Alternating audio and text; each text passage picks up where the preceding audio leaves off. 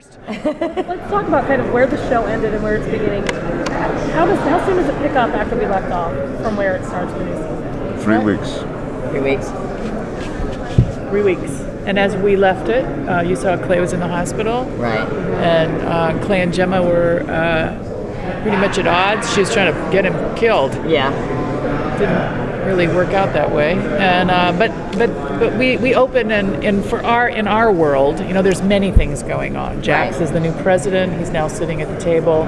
Tara is now the new woman in charge, sort of. Mom doesn't really like that so much. Right. So and Clay and Gemma are estranged.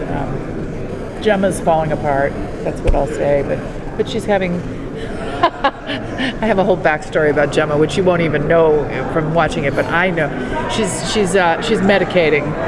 She's helping herself get through the fact that her husband's gone and her son is not really happy with her. And nobody's really. I kind of feel sorry for her, actually. I mean, is she still leaning on Unser as far as is that how how's that friendship? Not so much. Not She's so much? she's looking for a shoulder to lean on wherever she can find one. Right. How's that? Okay. Jimmy Smits is around. Yeah. She leans on him a little bit. There's no bad there.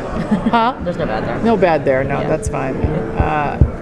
He's actually awesome, as is Harold Perrineau. I can never really pronounce his name. And it's going to be a really great season. But we open in a very different place. It's a very different Jax. It's a stronger Jax. It's what kind of leader will he be, Jax? That's my 2 cents. Yes. What about Clay? Really? Well, Clay is, he reaped an awful lot of havoc last year, and kind of lost control of himself. He just started this momentum going that became a force of nature of its own, and he got caught up in his own. The only thing he's ever showed fear of in the entire storytelling process is the fact that Jax would find out my relationship to his father's death. Right. So now that's out. Right. And but we see Clay go to these enormous lengths to keep that suppressed. So we start season 5 almost by pressing a reset button, and a lot of it is picking up the pieces of this horrific spree that he goes on to suppress this horrible secret. But there's still so much that's unresolved because Gemma apparently, obviously, might or might not have had something to do. That part of the secret's not out yet. Right. Clay feels as though his presidency was stripped from him in a way that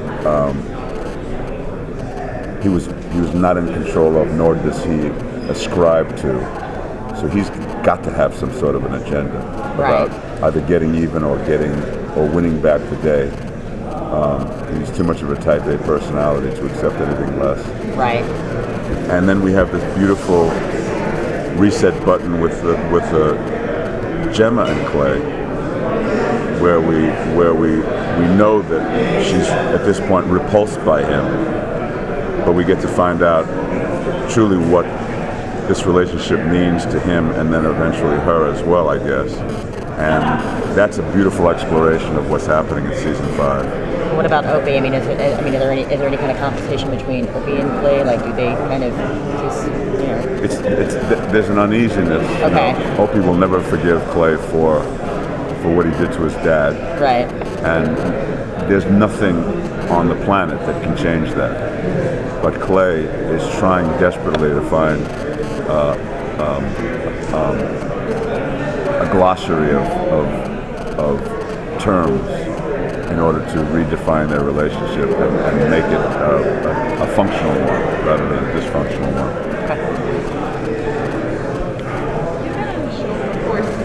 Is there a moment that stayed? A moment? One moment? One moment. Many moments. It's a pretty great gig.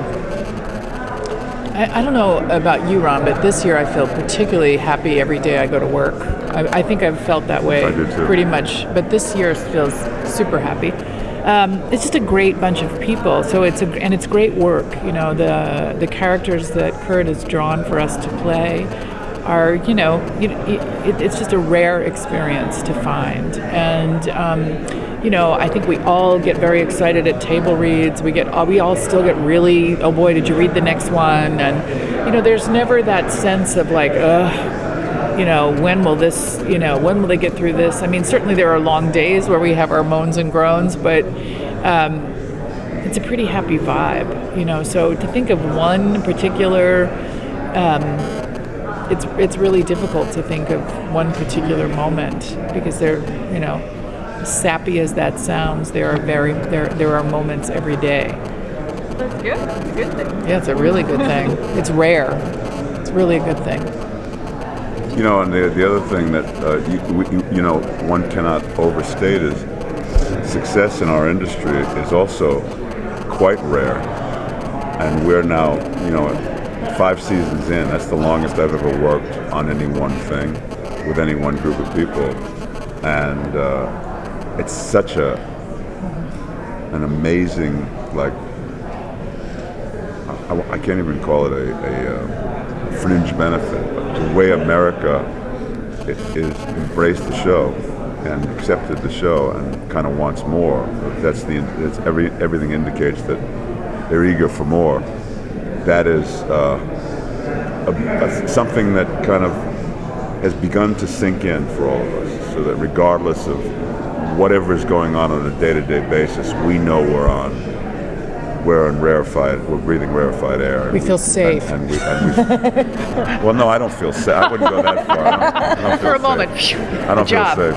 But I do feel like this is one of those high points in my very long, lugubrious life.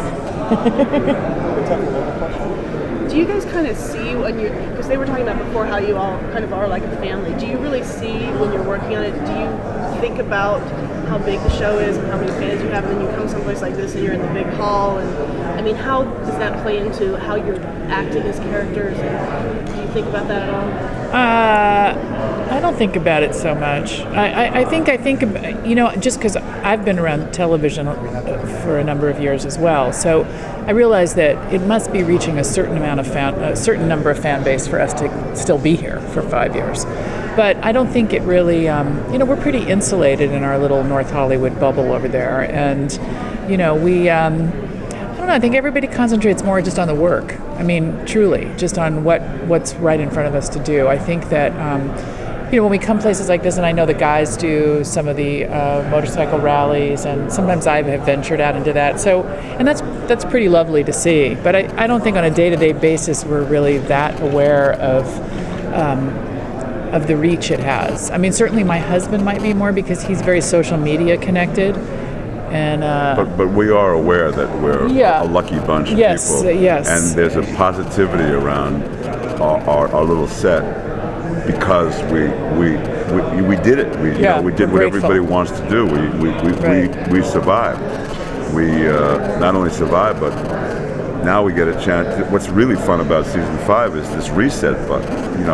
I'm playing a totally different version of Clay than I did for the first 4 years. This guy's taken 2 to the chest. He almost died. He has no wife. He has no president's patch. Everything that he's done for his entire life has been taken from him. And it's so much fun to explore the same guy under completely different circumstances. And I think that the same is true very much true for Katey. The same is true for Charlie. Maggie Siff and Charlie in spades. And then the rest of the club too, because how they used to relate to reality, that reality has been skewed. So, on a different topic, Ron, this question goes to you. What was it like dressing up as a woman? I have to ask you. Well, as you all know, I've always known that I was a woman trapped in We have heard that, yes. a pitifully unacceptable man's body. What? What it's like to be dressed as a woman. Did you just say man spot? man's body. Man's Oh, body. I thought you said pitiful man spot. See, now you know, Ron, what we all go through every day. Every day. You That's know. right. Dude, I'm saying just the waxing. Yeah. Woo. I'm talking about respect, baby.